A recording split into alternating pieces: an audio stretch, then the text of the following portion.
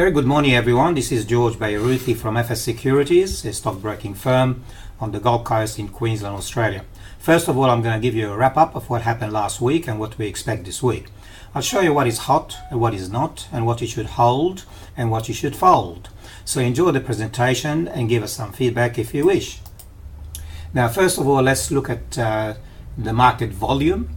As you can see here, over the last 15 days, the volume has been dropping slightly. And on Friday, we've seen the market was almost steady, nearly 27% advanced and 27% declined. And you can see, it's up and down. But anyway, the market at the moment is moving sideways. Now, in terms of what happened previously and what we expect this week. So looking at the data from last week and the week before and so on, we have got now a recommendation for this coming week.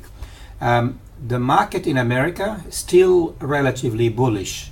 You can see here that the Dow Jones has lost a little bit of the conservative trader, but overall is still bullish. Gold is still bearish, has been bearish for quite a while, and so is silver. Crude oil, bullish, however it lost a little bit of momentum for the conservative trader. Now, as far as grain, all bearish at the moment, including soy, which I expected soy to go higher because of what China is trying to remedy its relationship with America. Now, the Australian dollar has gone bearish from last week. It was slightly bullish the previous 2 weeks, and then last week it turned slightly bearish. So I wouldn't really go bullish on the Australian market on the Australian dollar. And okay, now in terms of the Dow Jones, you can see here we've seen the market is most likely going to really race towards 27,000 sometime in the future. That's my expectation, because that is actually the last peak, which several maybe about before the Christmas break. Okay, now in terms of our market obviously has turned very bullish the last few weeks. Even last week was a lot stronger than the week before. We've had 3 weeks ago bearish across the very aggressive trader, the aggressive trader who trades very in and out almost daily. Well, we've gone into bullish.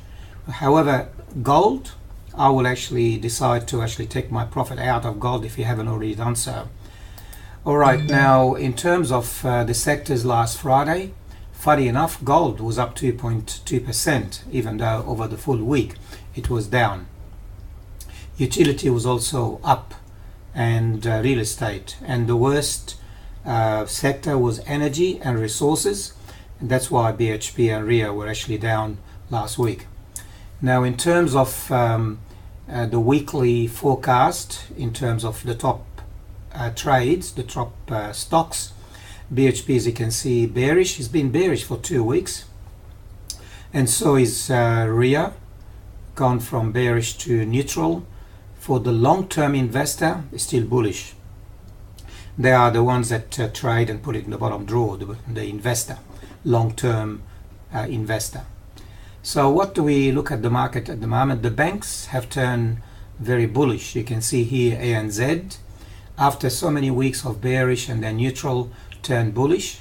So is CBA. Look at what happened the week before and then last week. Macquarie Bank continues to be strong. Of all the banks, beside the 4 pillars, Macquarie Bank held its momentum over the last 5 weeks. Now, in terms of the other bank, Westpac, bullish, turned bullish, bearish, neutral, bullish. And we've got NAB, the same thing, CBA, and so the financial has turned very bullish. The XJO, overall bullish as well, as you can see here.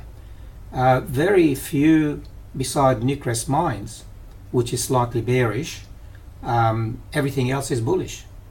Even though the market today is likely to open -2 points, I think we still have a bullish momentum. Now, in terms of the daily, and that's what happened on Friday, again, Newcrest Mine was bearish, and that's almost the same as what happened overall. Okay, now in terms of the most active companies, we've seen Whitehaven Coal up 6.4%. I'm going to skip this area here. That's for the very aggressive traders. But if you really want some help in this area, all you have to do is call us. Now, Flight Center, we've had some issues with Flight Center. Now, Flight Center, as you can see, that was actually, we went in at 45.12, and we banked on the dividends of 2.9 cents, which was given to us 2 weeks, or actually a week or two after we entered the market. The market went up in expectation of that dividend, then fell, went up, and of course we know on Friday it went down by 13 cents. What we've done with Flight Center, we entered at 45.12, then we bought some more at 43.05 with our average 44. Now of course we are in trouble because of what happened on Friday when the market dropped Flight Center by 11 cents. Okay, now also we've entered a trade that closed on the 29th of March, closed on the 18th of April, and we made some money for our clients. So if you want to learn about iron ore, condor, and also options trading, all you have to do is call us, where we don't care if the market goes up or down, as long as it stays within a range.